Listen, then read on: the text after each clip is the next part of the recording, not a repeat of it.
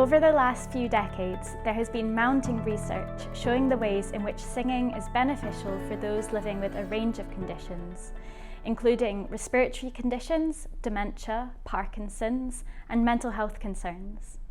Aligned with this research is the establishment of several Singing for Health groups run by expert practitioners who use a variety of techniques to support those living with such conditions. Indeed, in Scotland alone, there are over 90 different groups across the country, spread across the Highlands, Islands, Central Belt and Borders, and new groups are regularly established in various localities. However, it's not just the act of singing itself that is useful. For example, someone living with Parkinson's might find it useful to attend a standard community choir, but they might also struggle in that environment because they are not able to be fully supported in that setting. Singing for Health groups are much more bespoke, with the singing leader who is leading the group trained to understand how to best support those in the group who are living with such a health condition. This is why there are groups that specialise in supporting those with specific conditions. Scotland's Singing for Health network unites practitioners, researchers and health professionals working in these health-related fields across Scotland. In this series of 4 short videos, we would like to introduce you to a few of our expert practitioners who work with those living with respiratory conditions, dementia, Parkinson's and mental health concerns, and allow them to showcase the techniques that they use to best support these individuals. We will also introduce you to some of the research that demonstrates why singing is useful in supporting those living with these specific health conditions. Finally, we will signpost you to where you can find out more about the research and where you can find a group in your area. In this video, we will focus on Singing for Parkinson's and how singing can help someone living with Parkinson's. Here to share some of her research in this area is Dr. Yoon, Associate Professor for Arts for Health and Wellbeing and Director of the Singing Research Lab at the University of Derby. The very first international singing study with people with Parkinson's involving Australia, South Korea and the UK has found that group singing even can reduce quite significantly those mental health difficulties. It's quite common people living with Parkinson's will experience depression, anxiety and high levels of stress. So the international study gave a weekly group singing for about 6 months of time, and our participants shown that quite significantly improved mental health. We know that singing is an activity that that stimulates the brain quite actively. So singing is a holistic activity, which means singing can directly access the motor part of your brain as well as sensory and memory and emotional part of your brain. So singing, especially in songs, the rhythm helps you to organize your movement. So the movement involved while you're talking, while you're making sound, as well as moving your arms and legs. So all this is because down to that singing music activates the brain holistically.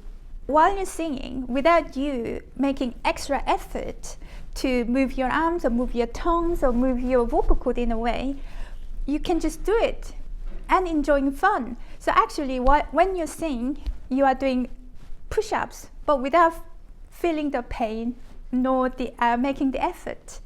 Hence, singing seems to be really beneficial for people with Parkinson's. Because due to Parkinson, they have this difficulty to organize their movement, organize their tiny muscles that involve in making sounds. But when they engage in singing, everything can happen sort of automatically.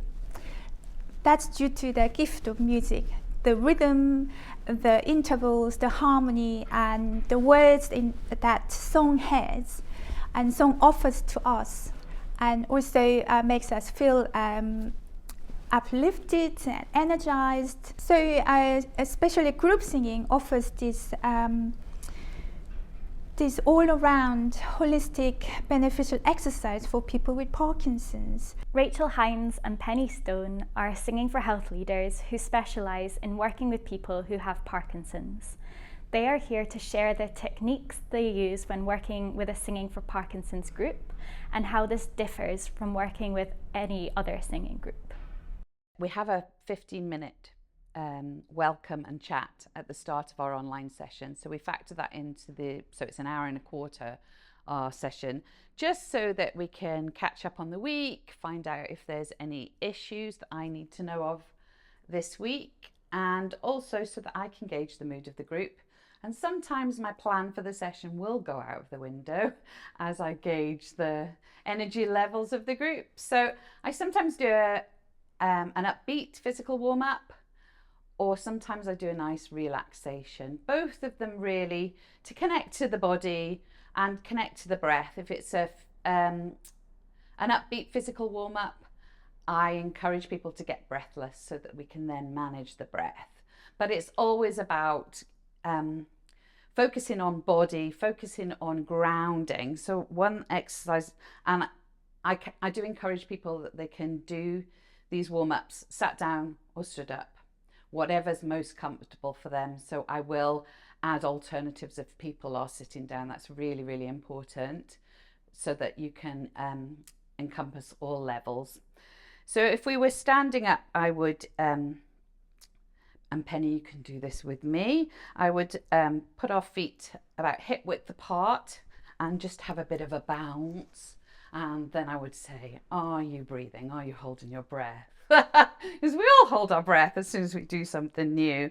And if we're stood up or sat down, we can then do a bit of grounding, spread our big toes towards each other, spread our little toes away from each other, and just feel that triangle of support along the bones of the toes and the heels. And then we can just gently move from side to side. So loose knees. And then if we can, just gently, as we're breathing in through the nose and out through the mouth, move from side to side, and then try and move forward.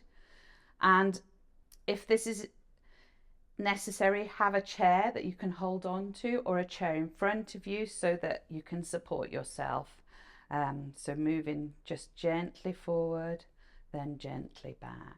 Really trying to move from the feet. I would always say to my singers who are sitting as well, you know, it's great to have that challenge of balance.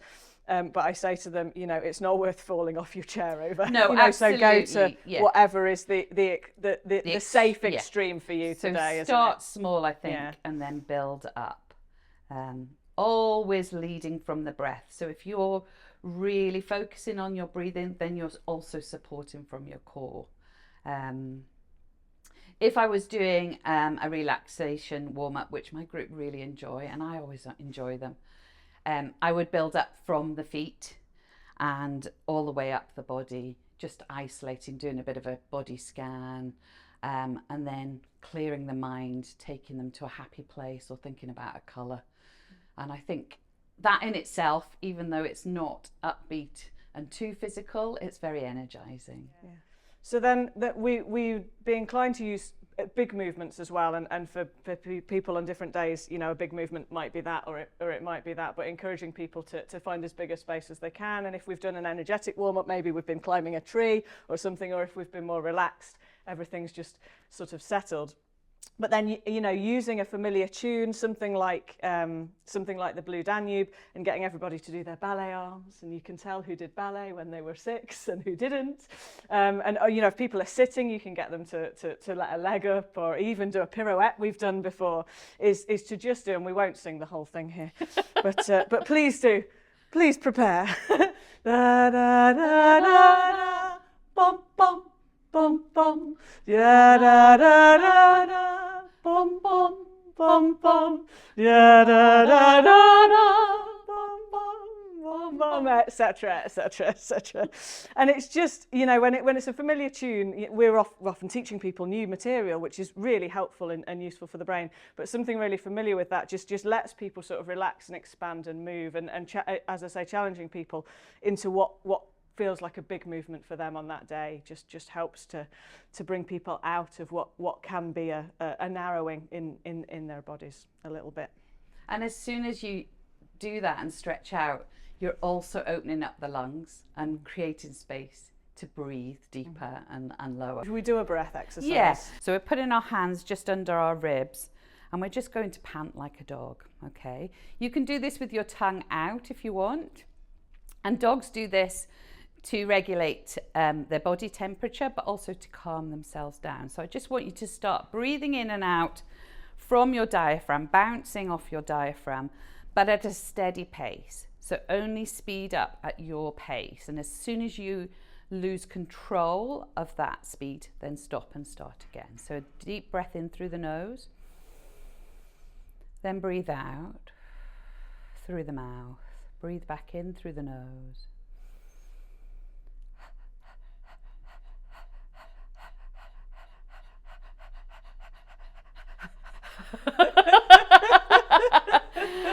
And that's another great thing about the exercise. It makes you laugh. Yeah. We all have a laugh about it, because even on a screen we're all looking at each other. Yeah. Thinking we look silly. So it relaxes us as well. Yeah, and that laughter exercises the diaphragm. I often go into a absolutely. laughing exercise following breathing anyway, so it sort of does the job for us. Yeah, exactly. But then we'll go back and do it a few more times. Just I think repetition is really, really important, and just keeping things simple and building up from that, so there feels like a sense of reward. Well, since we've done panting dog, we probably need to counterbalance that with a cat. Which, you know, there's so many exercises, and it carries through all of the songs that we do. There's so many exercises that we use to exercise different bits of the articulators and different bits of the singing space. So something that's really good to open up all of the vowels is just a long, slow cat meow, and you can sort of hit all of the vowels. So you sort of get an E in your cheeks, and then an ah, yawny ah, and then an ah, and then an ooh, which you might not think is how a meow finishes, but it can actually go meow. And you can get, you know, again, you can bring this movement in with people, you know, ruining the furniture and that sort of thing, but just opening up the vowels before we hit the sort of consonant articulators. And then we can bring that laughter up, getting the diaphragm moving with a belly full. Lovely, and then a chest full. Lovely, and a little cheeky. And then you can do the whole spectrum of that goes.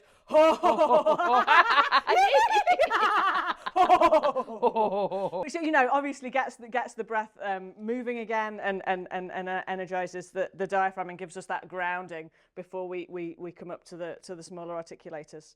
There's obviously lots of exercises we could illustrate for this, but whatever's been the arc and whatever songs we've then sung that bring in these different elements of exercises that we use, we're then just helping people to come down and relax towards the end of it. So just a gentle sigh, again, is something that people can use in their everyday life beyond just the breath, that gives an extra cue to just help everything just relax a little bit. So just starting somewhere high and just sighing down, just a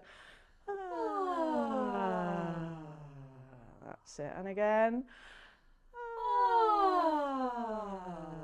Lovely. So we'll often do that at the end of a set of warm-ups, particularly at the end of tongue twisters, and if we've done quite an energetic articulatory song, we'll often sing something really relaxing just to help everybody chill, and then, you know, maybe we'll do something that's got lots of repeated sounds in, like ba ba ba ba ba ba, you know, people think they're just singing a Beach Boys song, but actually they're exercising their articulators.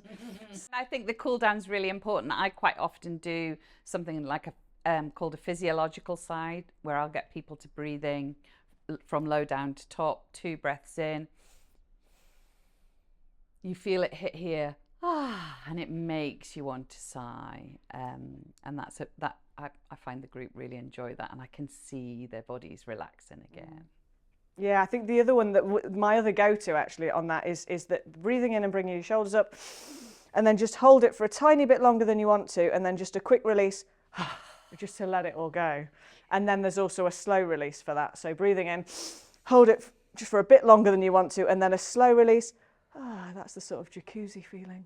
And both of those do different physiological things that just help us just to settle in our body and breath in different ways. Yeah. This is a very brief overview of the research and work that is currently taking place on singing for Parkinson's. Scotland's Singing for Health Network website provides much more information on existing research, as well as a map to the various groups operating up and down the country, training courses available for practitioners, and links to our podcast series where we interview organisations, researchers and practitioners who discuss the practice and research related to singing for health in more depth. Our work is ongoing and we have so much more to share, so please get in touch with us if you would like to know more. Our website address is available on screen.